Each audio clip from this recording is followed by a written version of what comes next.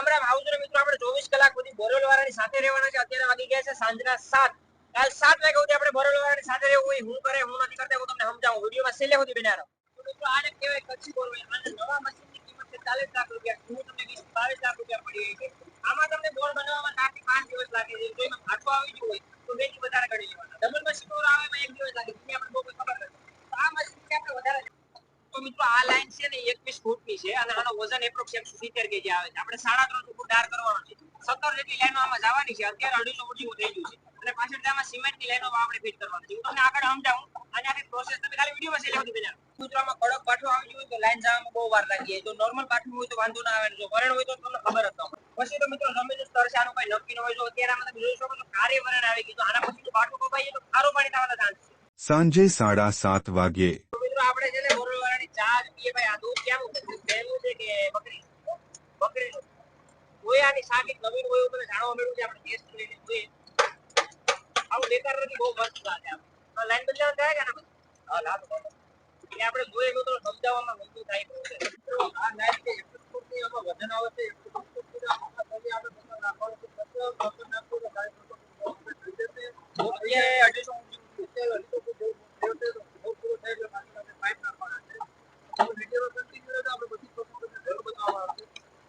રાત્રે 8 વાગ્યે મિત્રો લાઈન એક કાઢી નાખી છે ને એમાંથી બીજી લાઈન ઉપાડી નાખી ફિટ કરવામાં આવી છે। પેલા આપણે ઉપર લઈ લઈએ પછી જોયા લાઈન કઈ રીતના ફિટ કરી।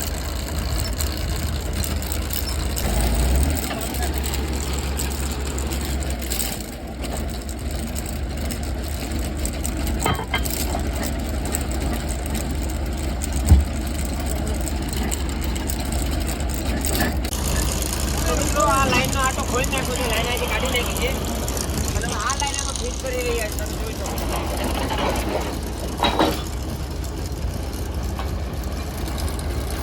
આપણો બોરવેલ છે 260 ફૂટ જેટલું આમાં થઈ ગયું છે ઓલમોસ્ટ, અને આપણે 350 ફૂટની આસપાસ કરવાનું છે। 260 જ થયું ને ફાઈનલ। અને હવે આજે થાય 20-21 ફૂટની આપણી આ લાઈન છે।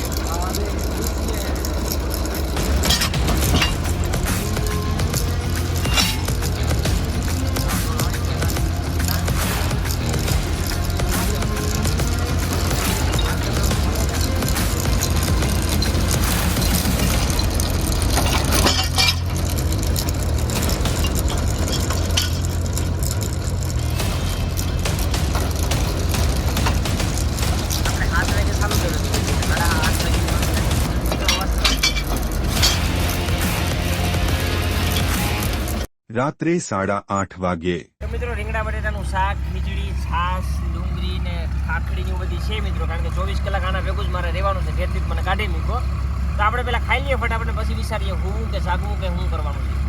રાત્રે 11 વાગ્યે તો મિત્રો આપણે જેમાં બાદ અહીંયા થોડું ઘણું આ બધા છોકરા કામ કરતા હતા અને હવે 11 જેવું થઈ ગયું છે અટાણે, 11:19। મને અટાણે મિત્રો નીંદર આવે તો આપણે ઘડી સુઈ જાય। હવે સાબા બનાવું તો ના કીધો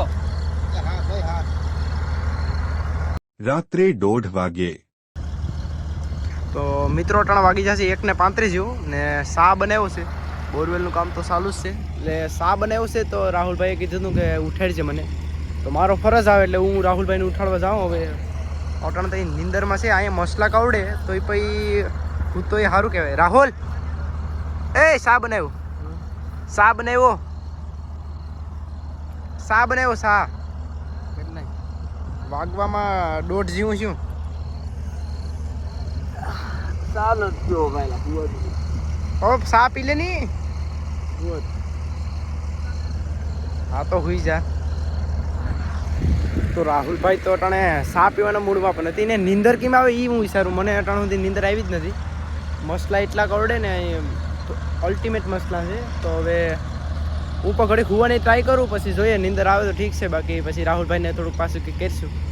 રાત્રે 4 વાગ્યે મિત્રો ઘડીક નીંદર આવી પછી ઉડી ગઈ પાછી નીંદરથી। પહેલાં તમે કેમેરા વાળાને ઉઠાડ્યો અને હવે છે ને આપણે ખટારીમાં જવાનો વિચાર છે। હું આમ ખટારીને આગળ જોઈ લઈએ કેટલાય છે, લગભગ 4 જેવું છું।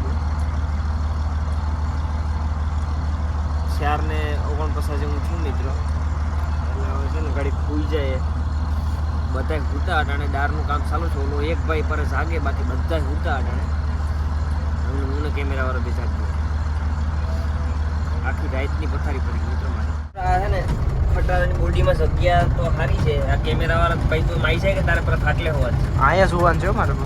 આ વાત તો મિત્રો આપણે થોડી જગ્યા કરીને સુઈ જાય અહીંયા શાંતિથી અને હવે છે ને સીધા મળ્યા જઈ ઉઠા ત્યાં હવે મને આમાં કંઈ લાગતું નથી હવે મને સુઈ જવાનું ફૂલ મનની અંદર આવે હાલ તો હું બીજા હવે મને ઉઠાડતું નહીં રેડી ગમે હું સા પાણી સવાર મને જ્યાં સુધી આ બે ઉઠું નહીં જ્યાં સુધી ઉઠતો નહીં ઉઠાડતું નહીં મને હાલો તો ટાટા સવારે 8:30 વાગ્યે તો મિત્રો 390 ફૂટ અત્યારે ડાર છે ને એ આખો ખોદાઈ ગયો છે હવે એમાં બીજું પાણું ચાલુ કરવામાં આવી રહ્યું છે આ સાઈડ આવું તમને સમજાવું ચા ગરમ કરતો ભાઈ આ બની ગયેલ છે ને તો ગરમ કરો થોડી એટલે પી લઈએ આપણે 5 વાગે બને હાલ છે કલાક ગરમ કરી દે એટલે ચા પીએ આપણે તો મિત્રો બીજું પાણું એટલે કે આ છે ને પોળો કરી રહ્યા છે ડારને આમાં તમે જોઈ શકો છો 390 પાછો આપણે અંદર પડ્યો એટલે પોળો થઈ જાય એટલે પાણી આવે એવું હોય ને પાણી થઈ જાય કે નહીં થઈ જાય થઈ જાય તો સારું બાકી આપણે ફાયદો છે કે ખેડૂતને નુકસાન હમણાં બાળ ઉપર આવે બાળ ઉપર આવે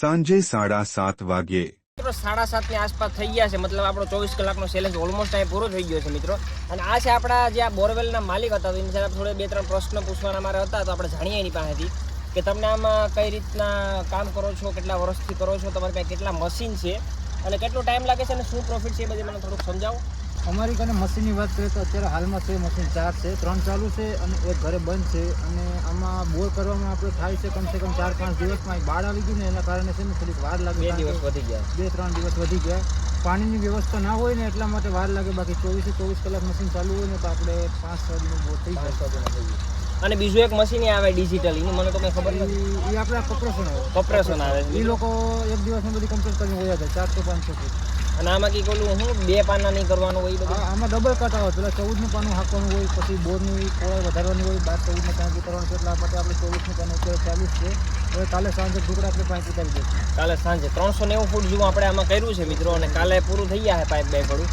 તો આ તો મિત્રો આપણો ચેલેન્જ તમને મજા આવી હોય તો લાઈક શેર સબસ્ક્રાઇબ કરો આપણી ચેનલ છે આ છે આપણા પિયુષભાઈ ઓનર કે જેની ખુદની પણ યુટ્યુબની આઈડી છે તો એ પણ મેન્શન કરું છું નીચે તો એને પણ સપોર્ટ કરજો દર્શક વડે ધન્યવાદ થઈ ગયો આપણે બોરવેલના ફૂલ વિડીયો બનાવીએ છીએ જો તમને અમારા વિડીયો જોવો હોય તો અમારી ચેનલને લાઈક કરજો સબસ્ક્રાઇબ કરજો